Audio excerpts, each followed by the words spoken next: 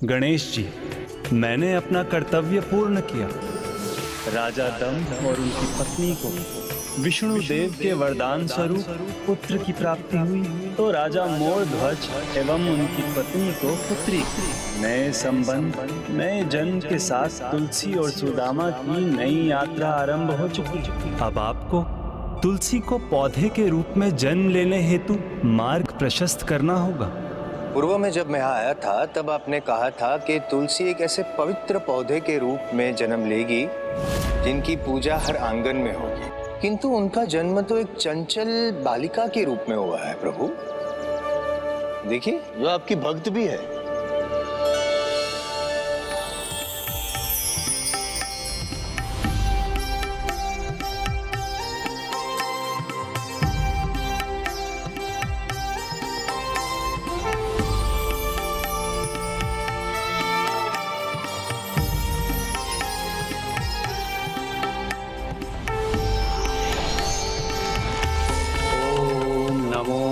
भगवते वासुदेवाय नमः।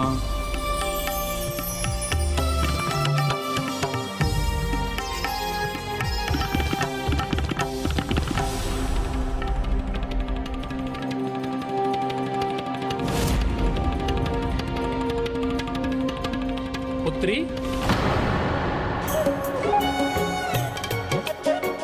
प्रभु का यही स्थान है। उन्हें कहाँ लेकर जा रही हो तुम? नहीं, प्रभु तो मेरे हैं। उनका स्थान और कहीं नहीं, मेरे साथ ही है और वो मेरे साथ ही रहेंगे सदा सदा के लिए।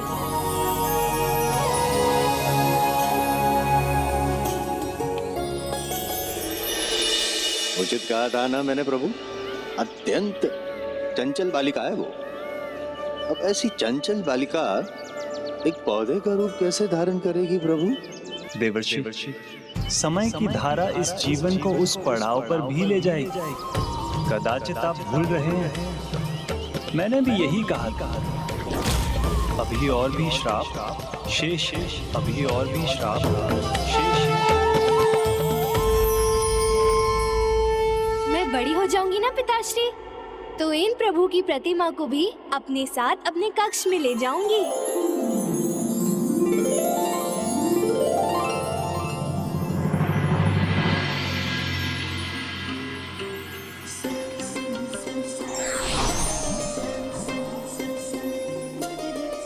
पुत्री, मैं प्रभु की पूजा के लिए कमल पुष्प लेने जा रहा हूँ। इतने समय में तुम प्रभु की प्रतिमा लेकर मत चली जाना। नहीं पिताश्री, मैं इन्हें क्यों लेकर जाऊंगी? एक दिन ना स्वयं प्रभु मेरे पास आएंगे। मेरा तो सर्वस्व प्रभु को न्योछावर है। मेरे मन मंदिर उन्हीं की मूरत। पिताश्री, क्यों ना ऐसा करें, आप यहीं रुककर पूजा की तैयारी कीजिए और मैं जाकर कमल पुष्प ले आती हूँ। पुत्री, परंतु वहाँ जाकर तुम्हारी कोई उत्सुकता जाग उठी तो तुम कमल पुष्प लाना भूलोगी तो नहीं? नहीं नहीं पिताश्री, मैं शीघ्र ही लौट आऊंगी।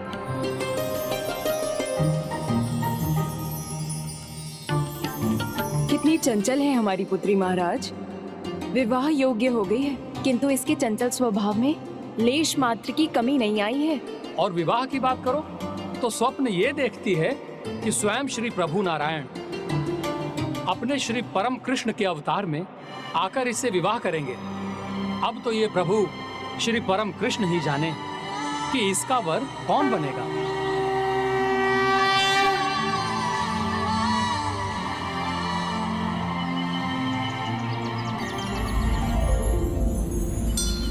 इतने सारे कमल पुष्प है इस जलाशय में।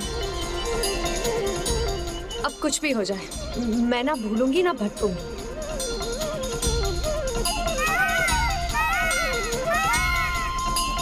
मयूर,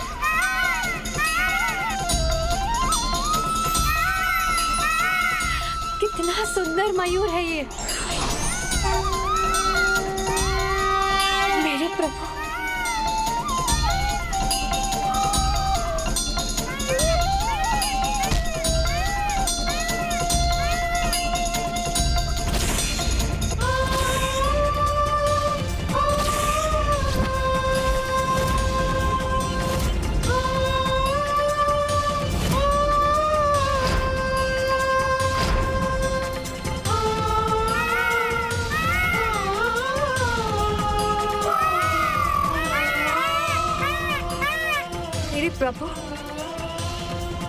प्रभु श्री कृष्ण है यहाँ।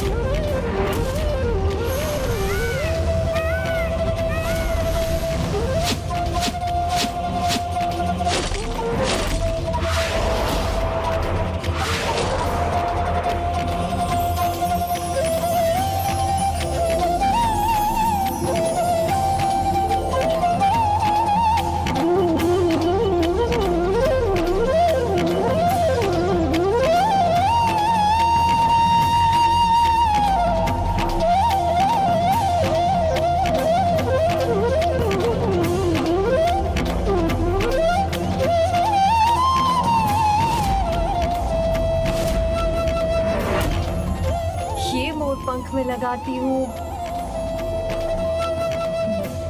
यहाँ, और ये लगाती हूँ यहाँ।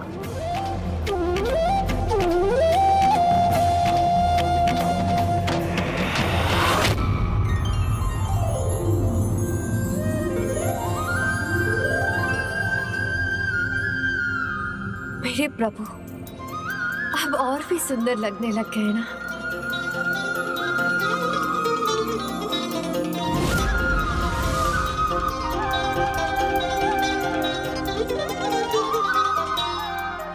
अद्भुत है ना, अद्भुत।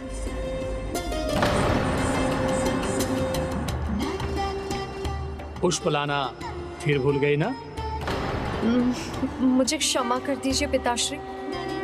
वो क्या है ना, मुझे प्रभु के प्रिय मोर पंख दिखाई दिए, फिर मैं स्वयं को कैसे रोक सकती थी, तो उन्हें ही ले आई। मेरी प्रिय पुत्री तुलसी, चंचल स्वभाव की अधिकता भ्रमित कर देती है, लक्ष्य से भटकने पर विवश कर देती है। नाम जपती हो प्रभु श्री परम कृष्ण का और मन में वास करती है चंचलता, जो तुम्हें सदा अनुचित ही करवाएगी। और तुमने तो इतना बड़ा लक्ष्य सोच रखा है, स्वयं प्रभु को पाने का।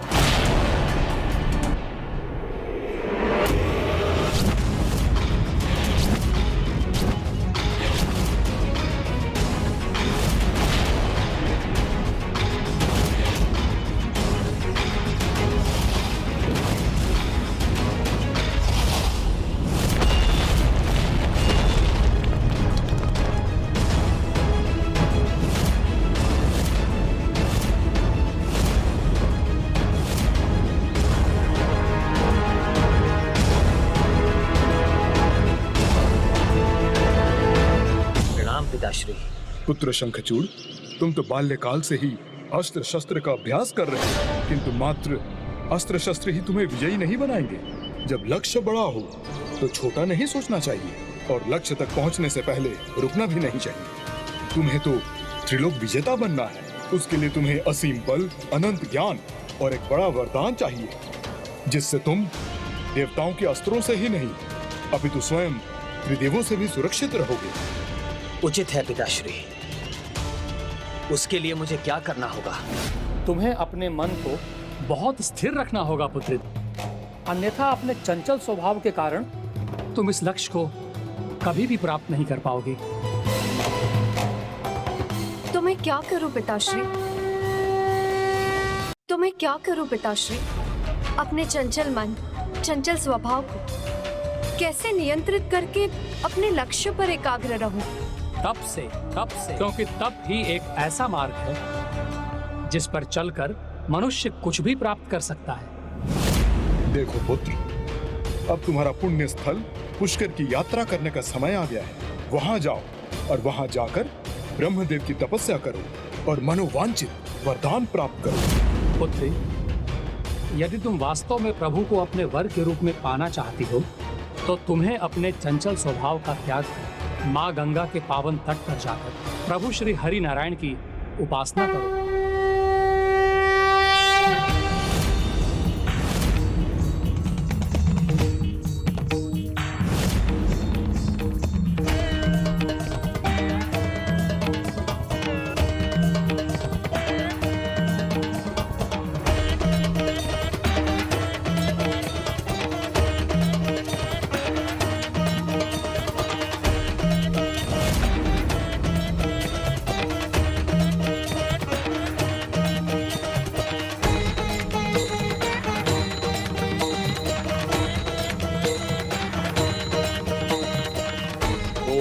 ब्रह्म देवाय नमः। ओम ब्रह्म देवाय नमः। ओम नमो भगवते वासुदेवाय नमः।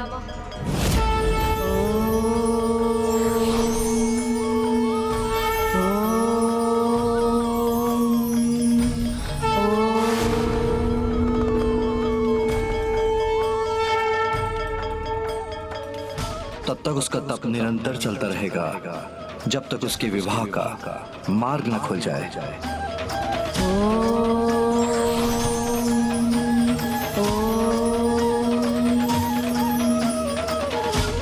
ओम ब्रह्म देवाय नमः। ओम ब्रह्म देवाय नमः।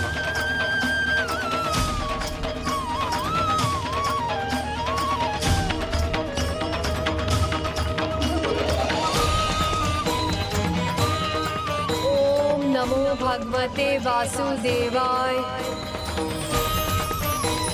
कृष्णाय नमो नमः।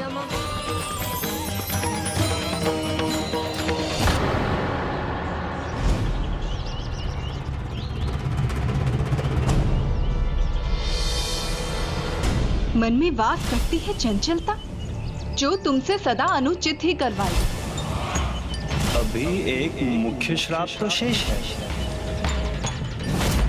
ओम ब्रह्म देवाय नमः। ओम ब्रह्म देवाय नमः। यदि इसका तप सफल हुआ तो यह अजय हो जाएगा और इसे रोकना भी असंभव हो जाएगा। ओम नमो भगवते वासुदेवाय। कृष्णाय नमो नमः। नारायण नारायण, कहीं इनकी चंचलता पुनः इनसे कोई भूल तो नहीं करवाने वाली।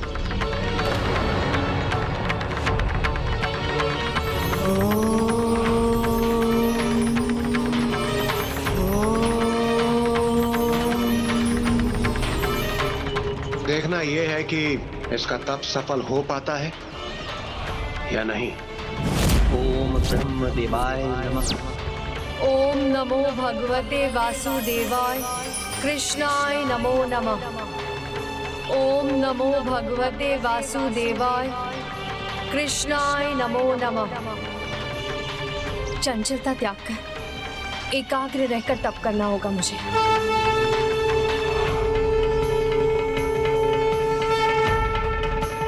ओम नमो भगवते वासुदेवाय। कृष्णाय नमो नमः। ओम नमो भगवते वासुदेवाय।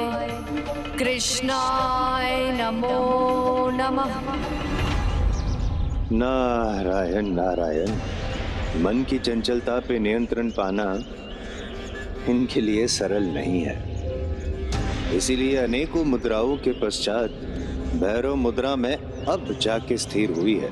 ओम नमो भगवते वासुदेवाय। अब कदाचित इनका तप सफल होने की संभावना है। देवर्षि, गोलोक के किसी भी वासी का जन्म यदि धरती पर हुआ है तो उसमें जगत का कल्याण ही छिपा है। तुलसी के जन्म के पीछे भी धरती और धरती वासियों को विसूची का जैसे संक्रमण से बचाने का महान उद्देश्य है। और आज जो भी घटित होगा वो तुलसी के जन्म को सार्थक बनाने के साथ साथ गणेश के विवाह का मार्ग प्रशस्त करने के लिए भी होगा।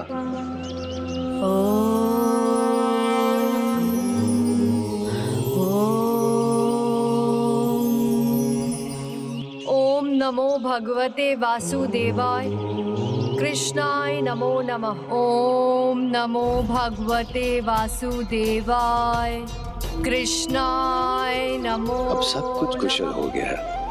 नारायण नारायण प्रभु, अब मुझे भी आज्ञा दीजिए, चलना चाहिए। ओम नमो भगवते वासुदेवाय कृष्णाय नमो नमः। ओम नमो भगवते वासुदेवाय नारायण नारायण। नमः। देवी तुलसी अचानक मुस्कुराने क्यों लगी है?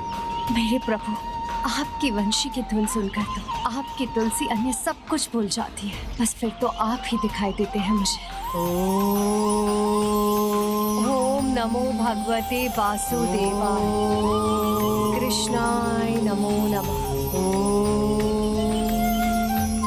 ओम नमो भगवते वासुदेवाय कृष्णाय नमो नमः।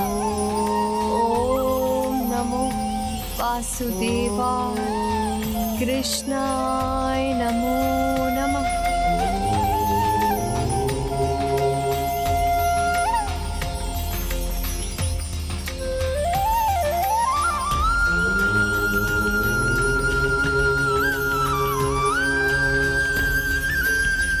कहीं देवी तुलसी का ध्यान तो नहीं भटक रहा है?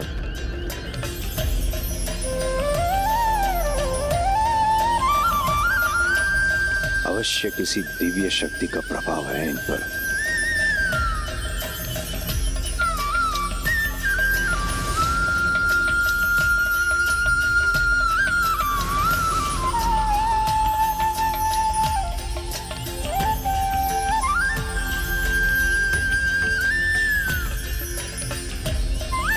ओम सिद्धि बुद्धि सहिताय महागणपतये नमः।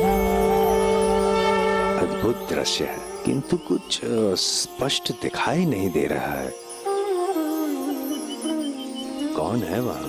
कौन है इस दिव्य ऊर्जा के स्रोत? ब्रह्म रूपाय विष्णु रूप स्वरूपाय नमस्ते अद्भुत अद्भुत है आपकी लीला, अद्भुत है आपका परम ब्रह्म स्वरूप। महागणपतये नमः।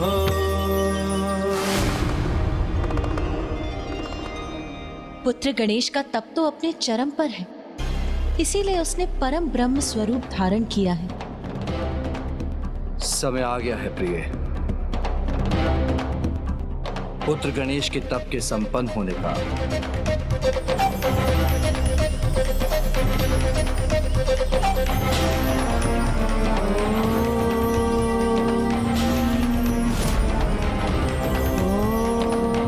ओम ब्रह्म देवाय नमः। ओम ब्रह्म देवाय नमः। ओम ब्रह्म देवाय नमः। ओम ब्रह्म देवाय नमः। अब इसकी तपस्या मेरी चिंता का कारण बनती जा रही है। ओम ब्रह्म देवाय नमः।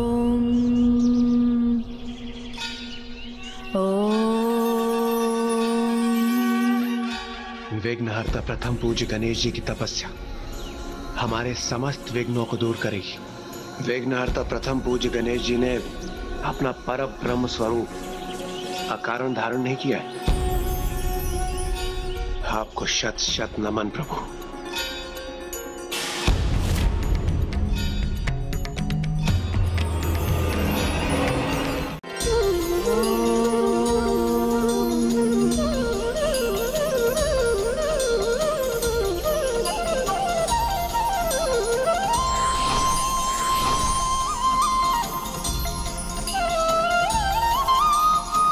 परम कृष्ण,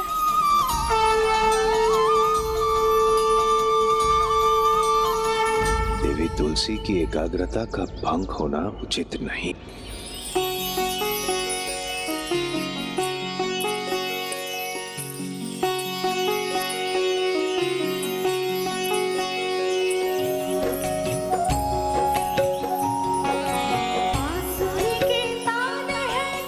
मेरे प्रभु, आपकी मुरली की धुन तो आपके आदेश के समान है। आप आदेश दे, आप बुलाएं मुझे और मैं ना आऊं, ये कैसे संभव है?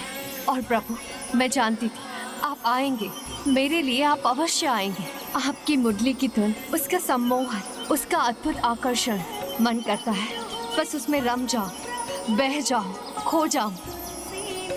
ये क्या, देवी तुलसी तो गणेश जी के निकट जा रही है।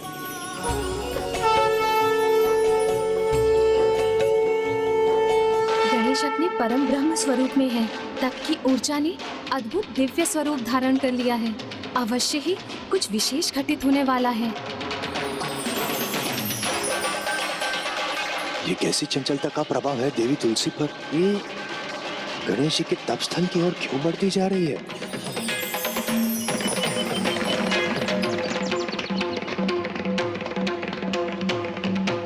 मुझे आशंका है तुलसी जो कर रही है वो उसे कहीं दंड का भागी ना बना दे।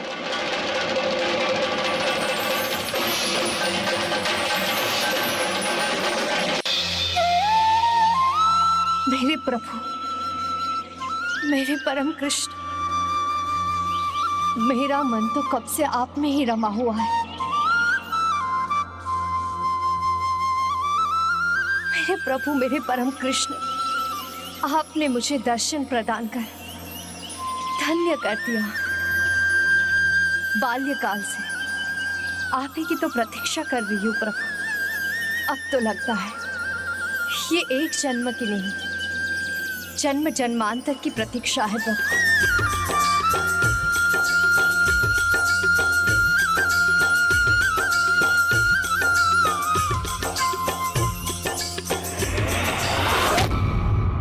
परम कृष्ण मोह में तुलसी ये क्या करती जा रही है?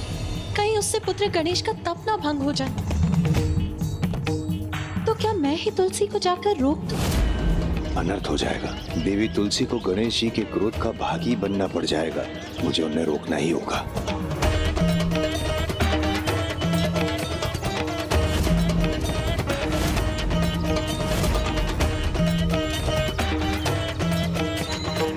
रुक जाइए प्रिय।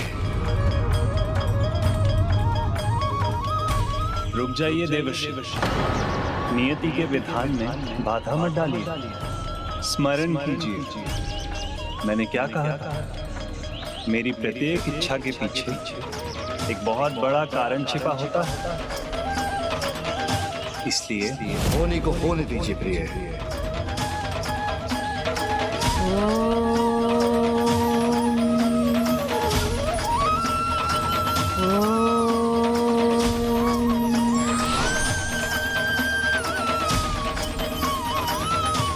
अद्भुत, सर्वथा अद्भुत। आपको शत शत नमन प्रभु।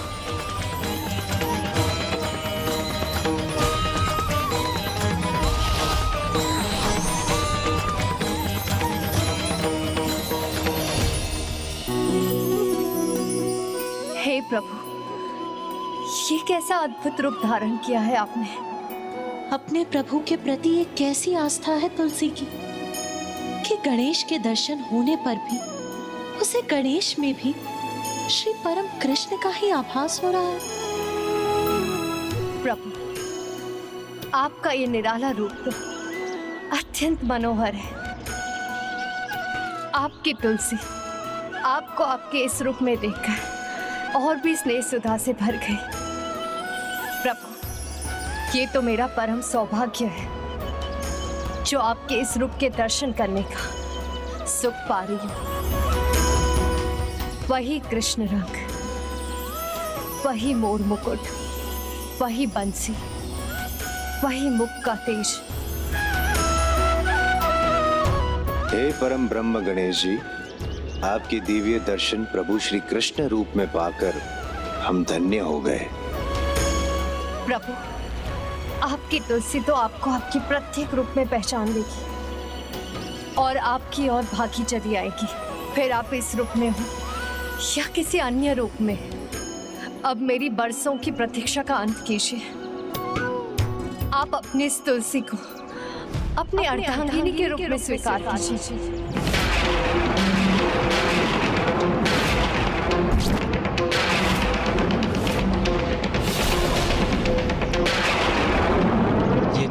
तुलसी ने? प्रभु, कदाचित वो पल आ ही गया है जब मेरी कामना पूर्ण होगी।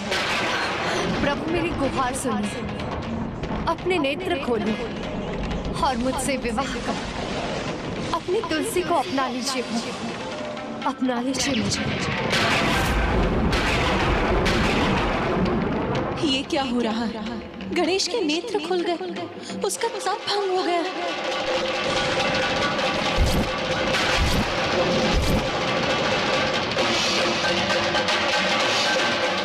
प्रभु, आपने मेरी विनती सुन ली। आपकी स्नेहपूर्ण दृष्टि से आपकी तुलसी धन्य हो गई। अब आप अपने मुख से भी कह दीजिए कि आप मुझसे विवाह कर लें। आप मुझे अपनी अर्धांगिनी के रूप में स्वीकारेंगे। विवाह यही चाहती है ना आप? और इसके लिए आपने ना समय देखा, ना कार्य देखा, ना मेरी साधना देखी, ना धीरज धरा। अपनी इच्छा, अपने स्वार्थ के लिए एक तपस्वी का तप भंग किया है आपने। ये तो घोर उद्दंडता है। उद्दंडता? नहीं प्रभु, आपकी तुलसी आपके साथ उद्दंडता की कल्पना भी नहीं कर सकती। मेरे प्रभु श्री परम कृष्ण, ये मेरी उद्दंडता नहीं, ये तो मेरा प्रेम है प्रभु। मैं तो सदा से आपके प्रेम में रमी हूँ। अब और प्रतीक्षा नहीं कर सकती। मुझे स्वीकार कीजिए स्वामी, स्वीकार कीजिए मेरे प्रेम भरे आग्रह को प्रभु। प्रेम नहीं देवी, ये भ्रम है आपके मन का। आपके आराध्य श्री परम कृष्ण और मैं एक तत्व अवश्य हैं, किंतु फिर भी एक दूसरे से पृथक हैं, भिन्न हैं। किंतु प्रभु, तत्व ही तो सत्य है। जल हिम हो या बाष्प, रहता तो जल ही है ना। जब मुझे आप में मेरे प्रभु श्री परम कृष्ण दिखाई दे रहे हैं, तो मैं आप में और उनमें क्या भेद करूं? नहीं देवी, ये भ्रम ही है आपका। एक तत्व होते हुए भी जल, हिम और वाष्प के गुण भिन्न हैं। क्या प्यास लगने पर आप वाष्प का पान कर सकती हैं? क्या हिम से आप स्नान कर सकती हैं? इसलिए तत्व एक है, किंतु कारण भिन्न है। आप उसमें भेद ना कर सकी, यही आपका भ्रम है, जिसे मैं सर्वथा अस्वीकार करता हूँ।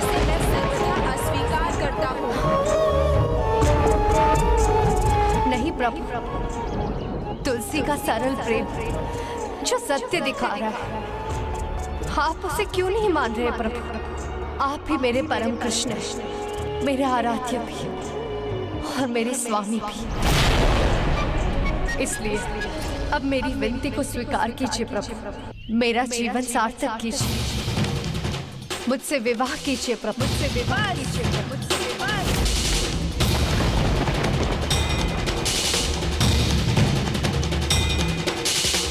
देवी, बार बार एक ही भूल कर रही हैं आप। मैं विवाह की कोई इच्छा नहीं रखता। आजीवन ब्रह्मचर्य व्रत का पालन करने का इच्छुक हूँ। और आप मेरे स्पष्ट करने पर भी बार बार विवाह का प्रस्ताव रख रही हैं, वो भी मेरी तपस्या भंग करने के पश्चात। मेरा क्रोध मत जगाइए देवी, जाइए, चली जाइए यहाँ से। आपका ये उद्दंड आचरण कहीं आपको मेरे श्राप का भागी ना बना दे, इसलिए आपसे पुनः आग्रह करता हूँ, चली जाइए यहाँ से, इसके पहले कि मैं आपको श्राप दे दूँ।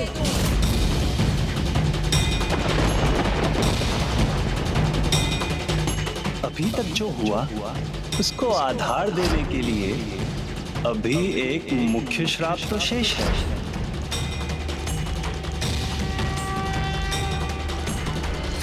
प्रभु, जब से चेतना पाई तब से प्रभु श्री परम कृष्ण के प्रति समर्पण का भाव है मेरे मन में। सदा से उन्हीं को पूछती आई हूँ प्रभु। मेरी भोर भी उन्हीं के नाम से होती है और मेरी संध्या में भी मेरे मन में, मेरी जिह्वा पर उन्हीं का नाम है प्रभु। उन्हीं को पाने की इच्छा से सारे सुखों को त्याग कर मैं यहाँ तपस्या करने आई हूँ प्रभु। क्या इसीलिए कि जब मैं आपके निकट पहुंचूं तो आप ब्रह्मचर्य की इच्छा का कारण बताकर मुझे पीछे ठुकराते मेरे विवाह प्रस्ताव को निष्ठुरता से अस्वीकार कर। नहीं प्रभु, मेरा प्रेम सरल अवश्य है, किंतु इस प्रकार आपके द्वारा अपमान के योग्य नहीं। आप क्या श्राप देंगे मुझे? मेरे पावन प्रेम, मेरे अतुलित स्नेह, मेरे संपूर्ण समर्पण का अपमान करने के लिए मैं श्राप दूंगी आपको। मैं श्राप दूंगी आपको। यदि मेरा कृष्ण प्रेम सत्य, यदि प्रभु के लिए मेरी श्रद्धा, मेरी भक्ति सच्ची है, तो आपको केवल अपना ब्रह्मचर्य ही भंग नहीं करना होगा, अपितु एक नहीं 2 विवाह करने होंगे। ये श्राप है तुलसी का। 2 विवाह करने होंगे। ये श्राप है।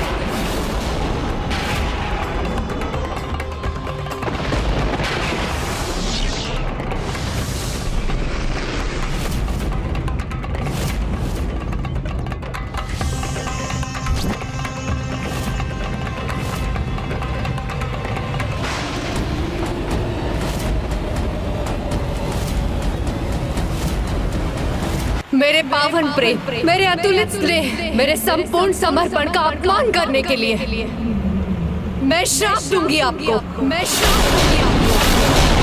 यदि मेरा कृष्ण प्रेम सत्य है, तो आपको केवल अपना ब्रह्मचर्य ही भंग नहीं करना होगा, अपितु एक नहीं 2 विवाह करने होंगे। ये श्राप है तुलसी का। 2 विवाह करने होंगे। ये श्राप है तुलसी का।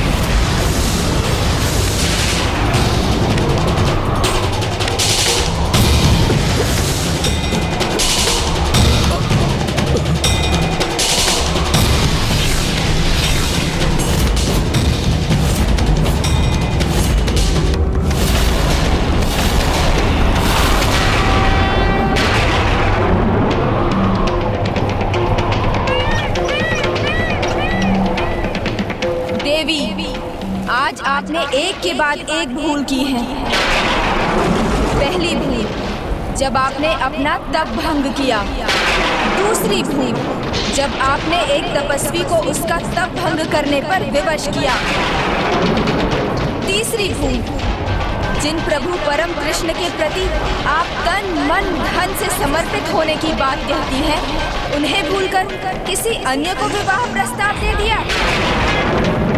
और चौथी भूल, मुझे ब्रह्मचर्य व्रत का पालन करने की इच्छा रखने वाले बालक को 2 विवाह करने का श्राप दे दिया।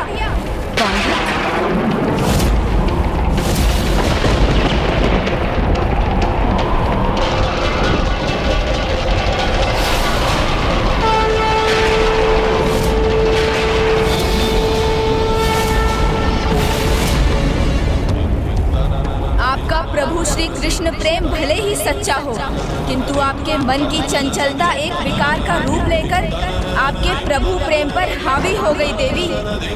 अन्यथा आप अपने मन पर नियंत्रण रख पाती और आपको मेरा वास्तविक रूप दिखाई देता, वो नहीं जो आप देखना चाहती थी। और आप मुझे देखते ही पहचान जाती कि मैं कौन हूँ।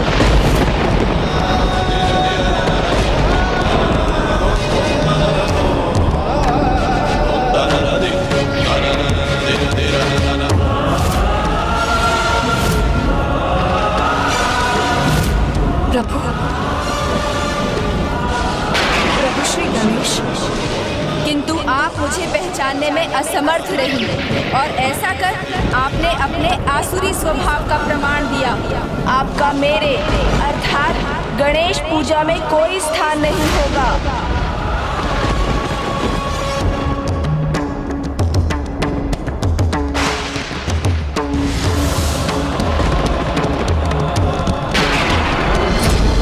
मात्र यही नहीं, इस जन्म में आपका विवाह आपके आराध्य प्रभु से नहीं, अपितु एक असुर से होगा। असुर से होगा।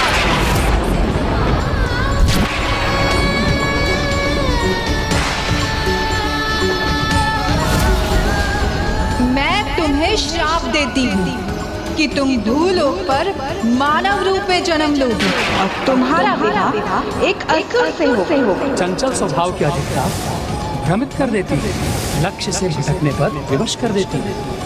तब तो मन को बहुत स्थिर रखना होगा पुत्र, अन्यथा तुम इस लक्ष्य को कभी भी प्राप्त नहीं कर पाओगे। भूल हुई मुझसे, बहुत बड़ी भूल। मेरी चंचलता के कारण ये क्या कर बैठी मैं?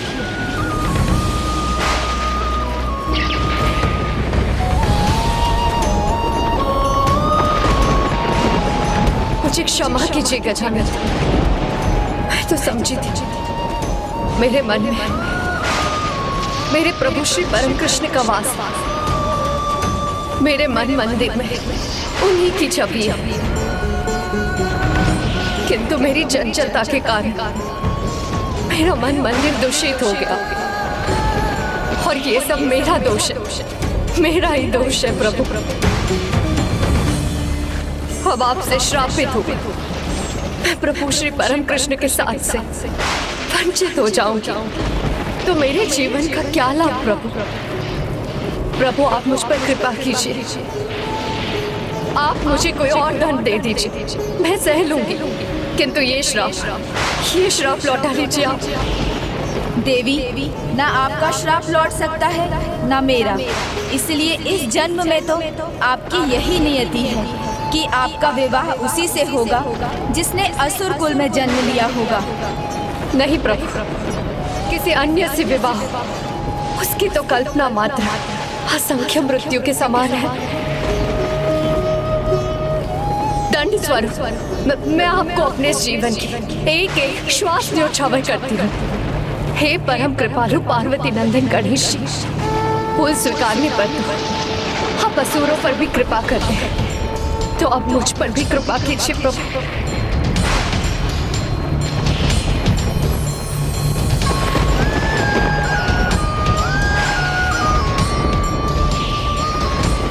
प्रभु आप तो क्षमा कर्म है, क्षमा सागर है, क्षमा के धाम है, तो मुझे भी क्षमा दान दे प्रभु।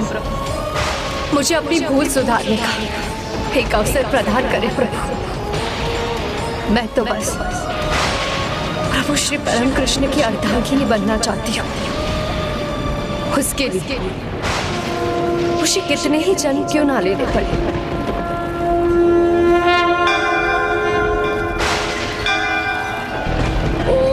वक्रतुंडेक गणपते वर वरद सर्व जन्म में वशमाने नमः। ओम वक्रतुंडेक गणपते वर वरद सर्व जन्म में वशमाने नमः।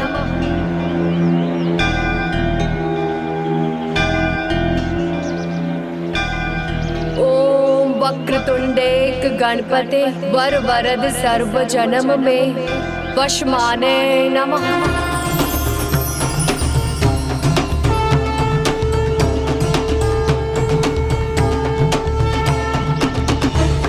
देवी, अपनी भूल स्वीकार कर सच्चे मन से की गई क्षमा याचना और अपने प्रभु, अपने आराध्य के प्रति आपकी अटूट स्नेह और उनकी पत्नी बनने की आपकी प्रबल आस से मैं अत्यंत प्रभावित हूँ, किंतु तब भी अपने शाप को रोकना मेरे लिए संभव नहीं।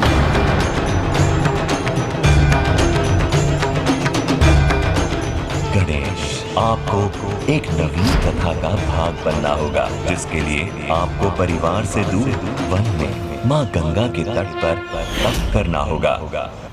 हाँ, एक वरदान मैं आपको अवश्य दे सकता हूँ। शीघ्र आपका जन्म एक दिव्य पौधे के रूप में होगा, जिसका नाम भी तुलसी ही होगा, जिसका नाम भी तुलसी ही होगा।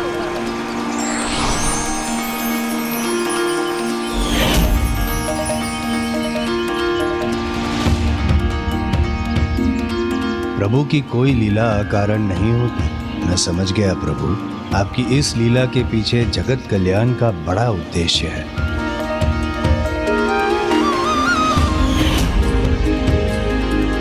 और उस पौधे के रूप में आपका जिस घर में वास होगा, वहाँ आपकी पूजा होगी। किंतु बस मेरी पूजा में ही तुलसी पौधे का निषेध होगा।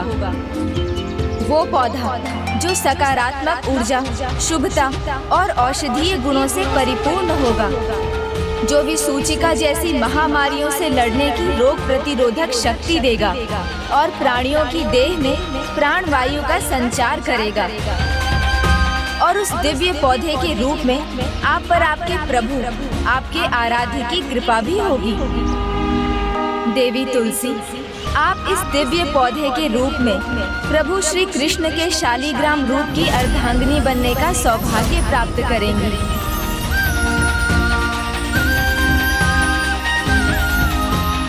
प्रभु गणेश जी, आपकी इस कृपा के लिए आपको कोटि कोटि धन्यवाद। किंतु सर्वप्रथम श्राप के प्रभाववश आपको एक असुर की पत्नी बन पूर्ण श्रद्धा से पतिव्रत धर्म का पालन करना होगा।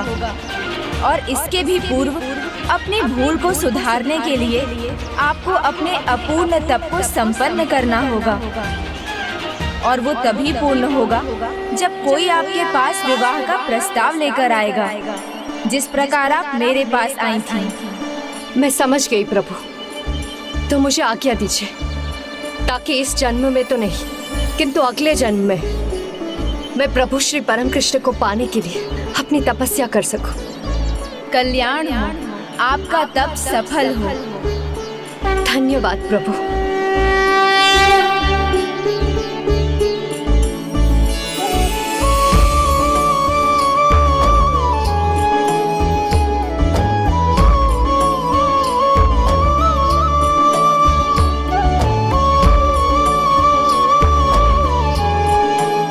विघ्नहर्ता गणेश का आशीष व्यर्थ नहीं जाएगा। हे श्री गणेश, आपका कोटि कोटि धन्यवाद। आपकी तपस्या से मेरे पूर्ण अवतार का मार्ग ही नहीं खुला, अपितु जगत को पवित्र तुलसी पौधा पाने का मार्ग भी मिल गया। और आपने अपनी साधना से मेरे अंश शालीग्राम के आविर्भाव का उपाय भी कर दिया। मैं अत्यंत प्रसन्न हूँ और आपका कृतज्ञ भी। प्रभु श्री परम कृष्ण, किंतु मैं तो उलझन में पड़ गया ना। मुझे तो 2 विवाह का श्राप मिला है। तप का फल तो मिलना ही था, और कदाचित जो श्राप आपको मिला है वो भविष्य में सभी का वरदान बनेगा। हाँ प्रभु, किंतु भविष्य तो तभी अच्छा होगा जब हम अपने वर्तमान को सुंदर बनाएंगे। इसलिए मुझे वर्तमान को देखना है, और वर्तमान में संपूर्ण कैलाश मेरे विवाह की चर्चाओं से गूंज रहा होगा। आज मैं अत्यंत प्रसन्न हूँ। गणेश का विवाह भले ही उसे मिले श्राप के कारण नियत हुआ हो, किंतु एक बात तो तय है, अब वो अपने विवाह को नकार नहीं सकता। और जहाँ तक बात है श्राप की, ये सभी श्राप प्रत्यक्ष या अप्रत्यक्ष रूप में सभी के लिए शुभता का कारण ही बनेंगे। और देवी तुलसी को दिए गए गणेश के आशीर्वाद के कारण शीघ्र हर घर आंगन में तुलसी का पौधा लहलहाएगा, जो शुभता और स्वास्थ्य का प्रतीक बन प्रत्येक गृह को निरोग करेगा। इसीलिए देवी तुलसी ने जिस मंत्र का पाठ कर प्रथम पूज्य गणेश का वरदान प्राप्त किया, जिस मंत्र के उच्चारण से उन्होंने कृष्ण पत्नी बनने का आशीष पाया, जो भी भक्त गणेश के उस अद्भुत मंत्र का सच्ची आस्था से उच्चारण करेगा, उसके विवाह में आने वाले सभी विघ्न टल जाएंगे।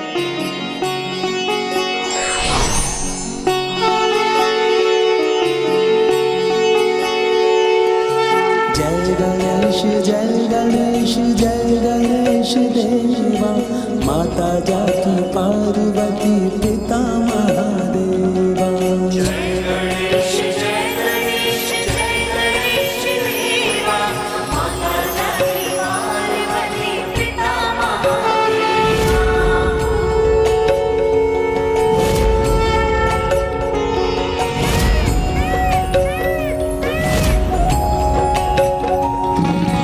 तुलसी हर दिशा दिशा कृष्ण पुकार, गजानन को कृष्ण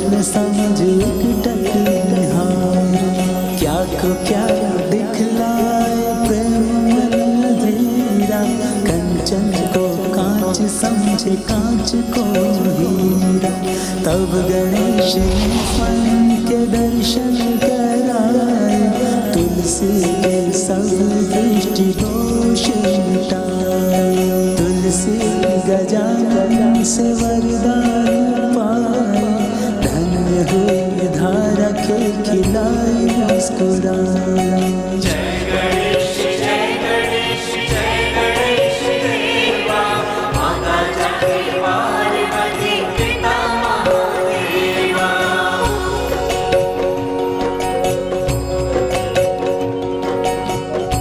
हे विघ्नहर्ता, आपके तो स्मरण मात्र से सारे विघ्न टल जाते हैं। प्रभु, मेरा प्रणाम स्वीकार कीजिए और मेरे इस तप को निर्विघ्न संपन्न होने का आशीर्वाद दीजिए। ओम गं गणपते नमः।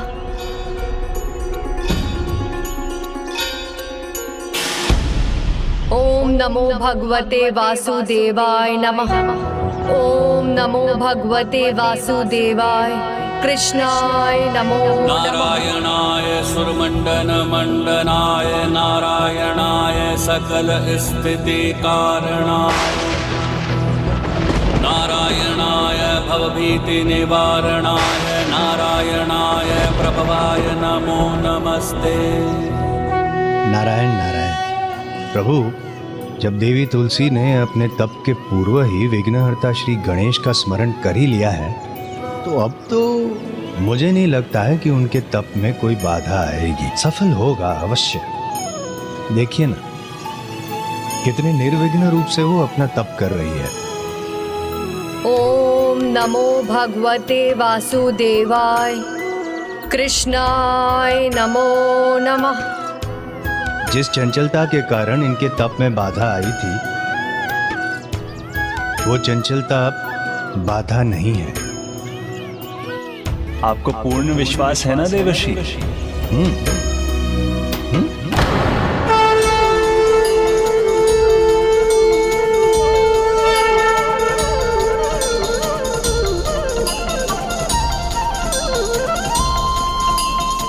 प्रभु परम कृष्ण ने अपनी बांसुरी अधरों से लगाई है। आओ सखी आओ, प्रभु बांसुरी वादन करने वाले हैं। छोड़ो सब काम और चलो मुरलीधर की मुरली की धुन में खोने। ओम नमो भगवते वासुदेवाय। कृष्णाय नमो नमः। बांसुरी वादन करने वाले हैं। चलो चलो विलंब मत करो। ओम नमो भगवते वासुदेवाय। कृष्णाय नमो नमः। चलो चलो शीघ्रता करें। नमो भगवते वासुदेवाय। नारायण नारायण। देवी तुलसी की ये कैसी परीक्षा ले रहे हैं प्रभु? नमो भगवते वासुदेवाय। देवी तुलसी का ध्यान फिर से भंग तो नहीं हो जाएगा? ओम नमो भगवते वासुदेवाय। कृष्णाय नमो नमः। नमो भगवते वासुदेवाय। कृष्णाय नमो नमः। ओम नमो भगवते वासुदेवाय। कृष्णाय नमो नमः। मयूर जी के आगमन के स्वर से भी उनका ध्यान नहीं टूटा। वासुदेवाय। कृष्णाय नमो नमः।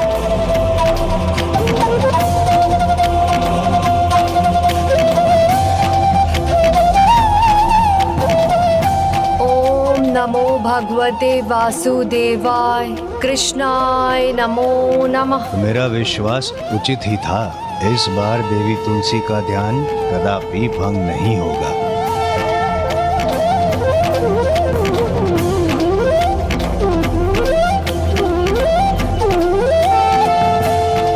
प्रभु, आप ही से सीखा है कि जब कोई दृढ़ निश्चय कर ले तो उसकी एकाग्रता को कोई भंग नहीं कर सकता।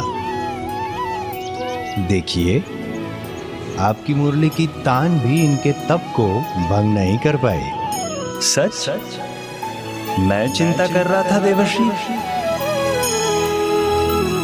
देवी तुलसी और उनके तप को तो विघ्नहर्ता गणेश जी का आशीष प्राप्त, तो अब उनके तप की चिंता तो दूर हुई, किंतु देवताओं को एक दूसरी चिंता अवश्य करनी चाहिए। सुदामा, अर्थात शंखचूड़ की तपस्या की। ओम ब्रह्म देवाय नमः। ओम ब्रह्म देवाय नमः। ओम ब्रह्म देवाय नमः। ओम ब्रह्म देवाय नमः। ओम ब्रह्म देवाय नमः। ओम ब्रह्म देवाय नमः। ओम ब्रह्म देवाय नमः। ओम ब्रह्म देवाय नमः। ओम ब्रह्म देवाय नमः। इसके तप का प्रभाव तो निरंतर बढ़ता ही जा रहा है। ऐसा लगता है जैसे इसका तप अपने चरम पर पहुंचने वाला है। इसकी तपस्या कहीं हमारी दुविधा का कारण न बन जाए। वरदान प्राप्त कर कहीं हमारे लिए संकट रूपी विघ्न न उत्पन्न करते। इसलिए इसके पूर्व कि इसका तप संपन्न हो, हमें प्रथम पूज्य गणेश जी के पास जाकर सहायता की गुहार लगानी होगी। अब उचित करें देवराज।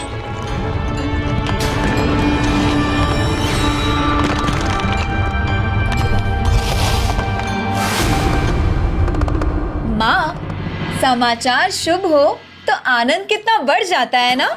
हाँ माँ, अब तो आपका आनंद अपने चरम पर होगा। आपको 2 पुत्र वधुओं का सुख जो प्राप्त होगा। तब तो हमें सभी प्रबंध आरंभ कर देने चाहिए। माता, आप ही समझाइए ना भाभी माओ को। एक बालक का भी कहीं विवाह होता है। मेरे विवाह में अभी बहुत समय है। उचित कह रहा है मेरा पुत्र। अब पुत्र गणेश के विवाह की बात कोई नहीं छेड़ेगा। किंतु पुत्र भाभियों को इतना अधिकार तो है कि वो तुम्हारे विवाह के लिए सुयोग कन्या तो ढूंढना आरंभ कर ही सकती है। और जब कन्याएं मिल जाएंगी तभी विवाह होगा। माता, अब आप भी उनकी ओर से ही बोल रही हैं। तो लगता है विघ्नहर्ता स्वयं विघ्न में उलझ गए। विघ्न तो हम देवताओं पर आने वाला है। बहुत भारी संकट सामने।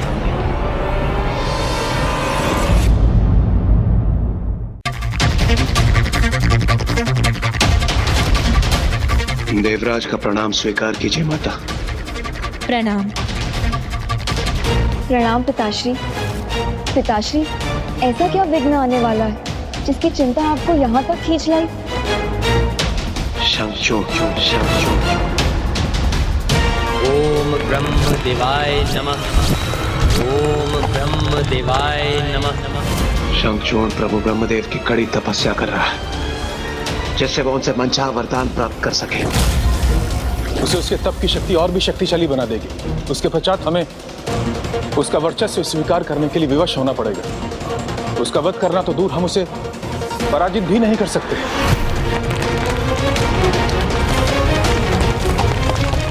इस शंखचूड़ नामक विघ्न को अब आप ही टाल सकते हैं।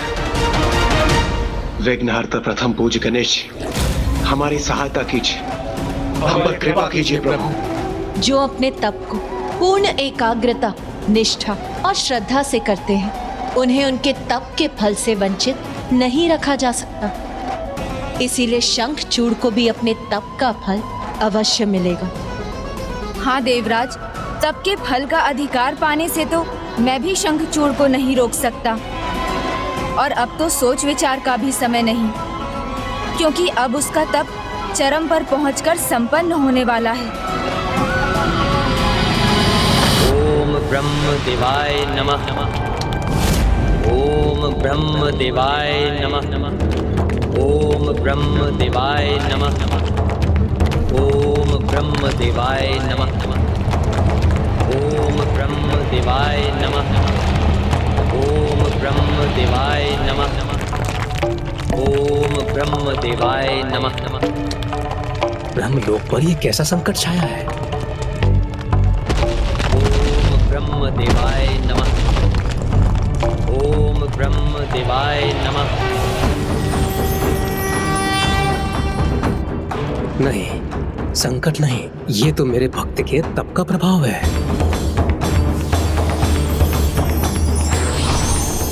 जो अति सुंदर है, सर्वथा अद्भुत है।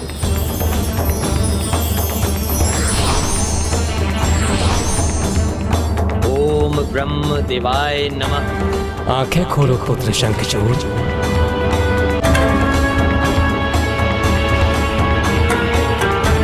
प्रणाम प्रभु ब्रह्मदेव।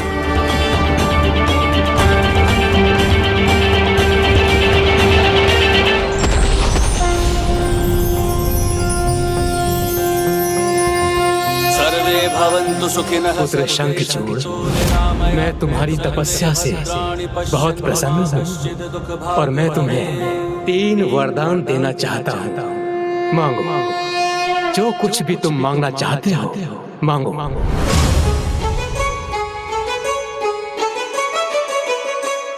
शंखचूड़ का प्रणाम स्वीकार कीजिए प्रभु ब्रह्मदेव। आज आपके दर्शन पाकर आपका ये भक्त धन्य हो गया। मैं तो बस अपने पिता की इच्छा पूर्ण करना चाहता हूँ और वो मुझे त्रिलोक विजेता के रूप में देखना चाहते हैं। वो मुझे त्रिलोक विजेता के रूप में देखना चाहते हैं। तो उसके लिए 3 वरदान मांग लो। तो हे प्रभु ब्रह्मदेव, मुझे मेरा पहला वरदान दीजिए कि मैं अगले 2 जो भी वरदान मांगू वो आपके और मेरे सिवाय कोई और ना सुन सके, और मेरे इन वरदानों को आप किसी और के आगे प्रकट नहीं करेंगे, सदा गुप्त रखेंगे।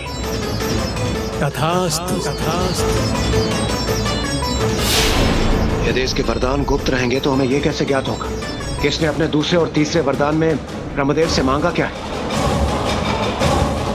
प्रभु, मुझे मेरा दूसरा वरदान दीजिए कि मैं देवताओं के विरुद्ध अजय हो जाऊं। कोई भी देवता मुझे कभी भी परास्त ना कर सके और ना ही कोई हानि पहुंचा सके।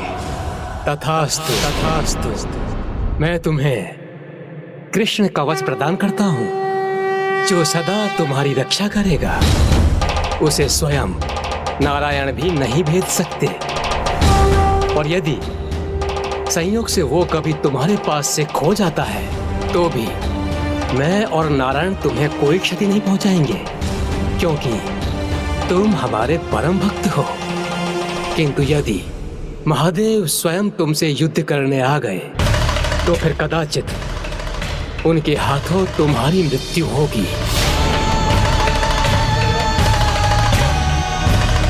आपने मुझे 3 वरदान देने का वचन दिया है ब्रह्मदेव, और अभी तीसरा वरदान शेष है। हाँ पुत्र, मांगो। तीसरे वरदान में तुम क्या चाहते हो?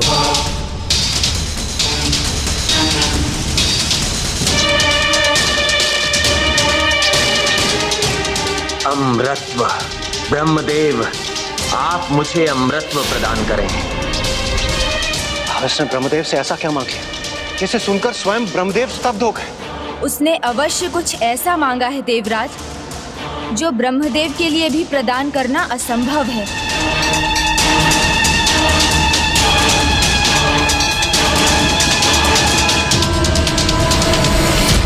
पुत्र शंखचूड़, ये असंभव है। इसके अतिरिक्त तुम कुछ और मांग लो। प्रभु, व्यक्ति वही मांगता है जिसकी उसे आवश्यकता होती है, और आप ही ने कहा है कि मेरी मृत्यु मात्र महादेव के हाथों ही संभव है। उसके अनुसार जो मेरे लिए आवश्यक है वही मांग रहा हूं। जिसका जन्म हुआ है उसकी मृत्यु भी होगी। जीवन और मृत्यु सृष्टि का नियम है, इसे मैं बदल नहीं सकता। ये वरदान देना मेरे लिए असंभव है।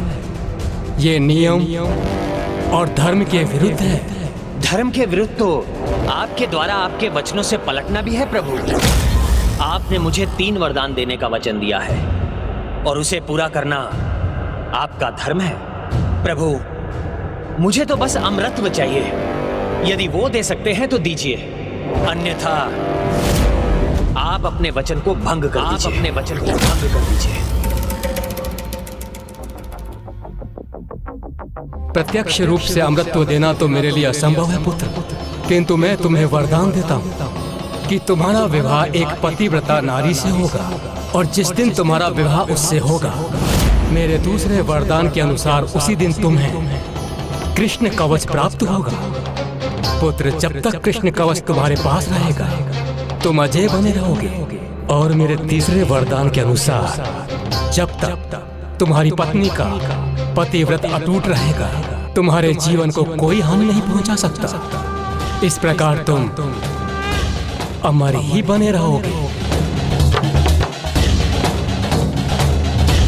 प्रभु पुत्र, तुम्हारे तीनों वरदान तुम्हें प्राप्त हो चुके हैं, इसलिए अब तो कुछ नहीं मांग सकते।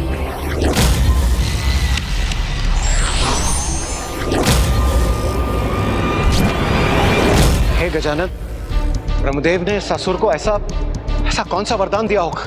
आप निश्चिंत रहिए देवराजेंद्र, वरदान कोई भी हो उसका लाभ तभी होगा जब कर्म अच्छे होंगे, क्योंकि कर्म अच्छे हों तो श्राप भी वरदान बन जाते हैं और कर्म अच्छे ना हो तो वरदान भी श्राप में बदलकर काल को ही निमंत्रण देते हैं, मृत्यु का कारण बन जाते हैं।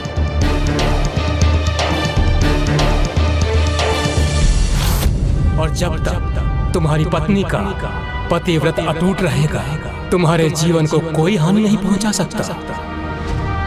कर्म अच्छे होंगे तो पतिव्रता स्त्री कभी कुछ अनुचित नहीं करेगी, अर्थात वो ही मेरा कवच बनेगी और मुझे कोई क्षति नहीं पहुंचने देगी।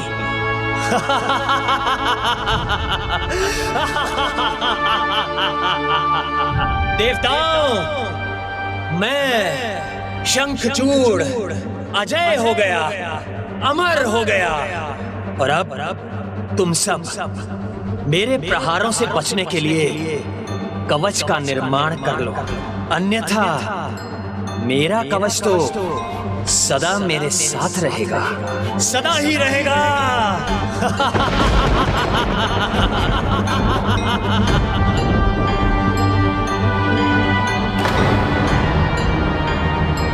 किंतु ब्रह्मदेव तो अपना कार्य अधूरा ही छोड़कर चले गए। उन्होंने ये तो बता दिया कि मेरा विवाह एक पतिव्रता स्त्री से होगा, किंतु उन्होंने मुझे ये नहीं बताया कि वो स्त्री मिलेगी कहाँ।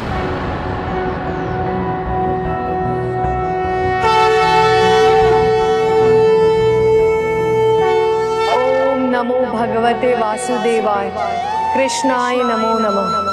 ओम नमो भगवते वासुदेवाय, कृष्णाय नमो नमः।